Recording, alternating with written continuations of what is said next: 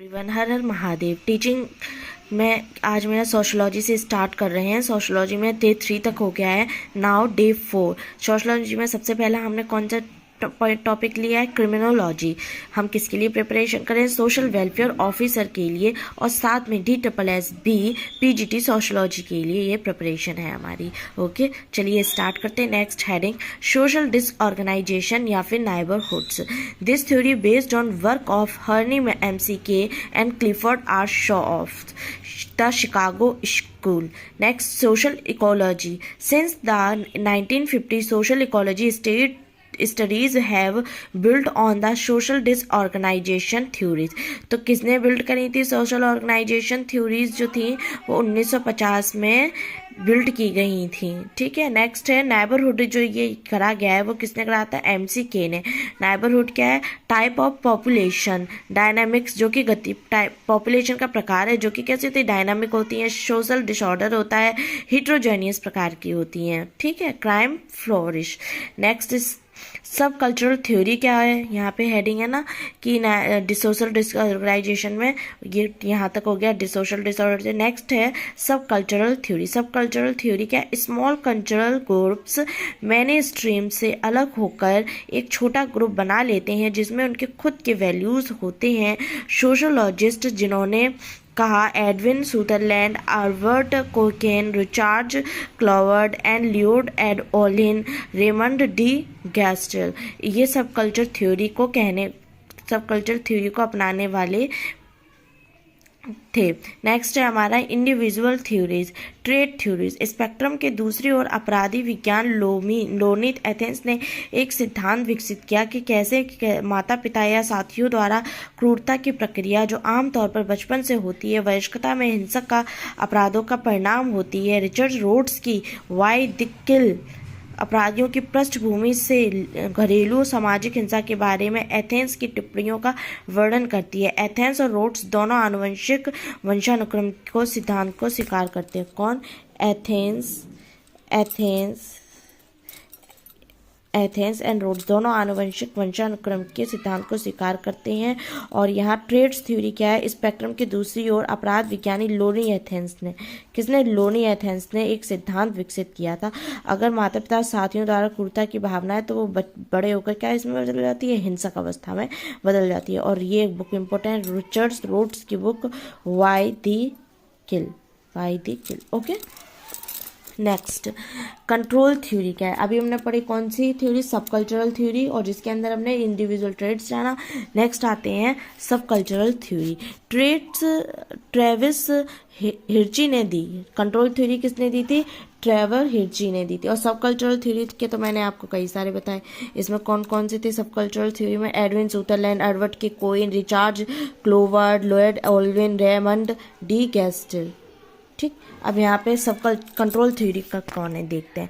Control theory Travis हिर्ची ने दी थी। इसमें उन कारकों की तलाश करने के बजाय जो लोगों को अपराधी बनाते हैं, वे सिद्धांत समझाने की कोशिश करते हैं कि लोग अपराधी क्यों नहीं बनते। अच्छा जी।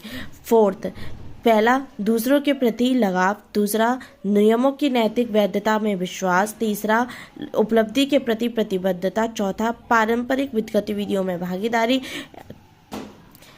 कि कम आत्मसम्मान वाले व्यक्ति के अपराधी बनने की हर्शी ने इस सिद्धांत पर विस्तार किया कि इस विचारधारा के साथ कम आत्मसम्मान वाले व्यक्ति के अपराधी बनने की संभावना अधिक होती है। अगर आप उसके संग अच्छे से नहीं रहेंगे, मतलब एक तो अपराधी क्यों नहीं बनते? जब हम दूसरे के प्रति लगाव रखते हैं, नियमों की नैतिकता करते हैं, और इनमें से अगर कुछ कम आत्मसम्मान वाला होगा तो वो अपराधी बनने की संभावना है। हमारी थर्ड, सिंबॉलिक इंटरएक्शनिज्म। एडमंड हर्सल और जॉर्ज मीड के घटना विज्ञान के साथ साथ उप सांस्कृतिक सिद्धांत और संघर्ष सिद्धांत पर बेस है। सिद्धांत के इस सेट में बाद में 20वीं शताब्दी के मध्य में हार्वर्ड बेकर और एडविन लेमंड द्वारा विकसित किया। स्टनी कोहने ने नैतिक आतंक का कॉन्सेप्ट दिया। किसने नैतिक आतंक का कॉन्सेप्ट किसने दिया था? स्टेनले कोहेन ने नैतिक आतंक का कॉन्सेप्ट दिया था। सिंबॉलिक इंटरेक्शनिज्म किसका है? एडमंड हर्सल और जॉर्ज मीड। कौन है? Edmund Husserl and George Mead. Next हमारा है fourth, rational choice theory. Rational choice theory क्या है? तर्क संगत विकलांग सिद्धांत से सारे बेकरिया सारे नाम है ये से सारे बेकरिया के उपयोगितावादी शास्त्रीय स्कूल दर्शन पर बेस है, जिसे जेरेमी बेंथम द्वारा लोकप्रिय बनाया गया। रेशनल चॉइस थ्योरी दी किसने? सेसारे बेकरिया ने। और इसको फेमस किसने बनाया, लोकप्रिय किसने बनाया?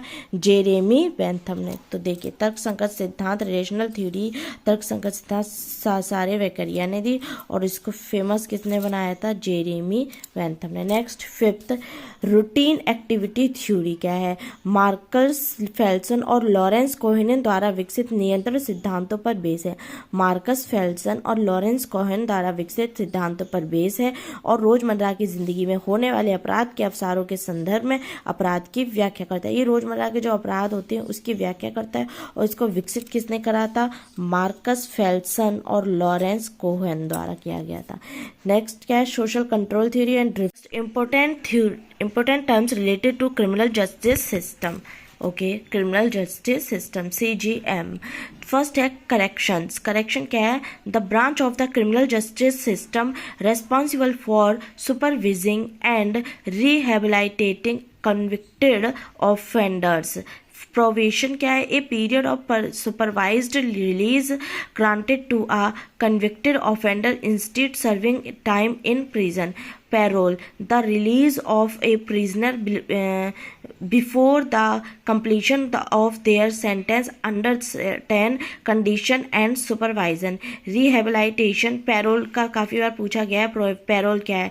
तो the release of a prisoner before the completion of their sentence under certain condition and supervision.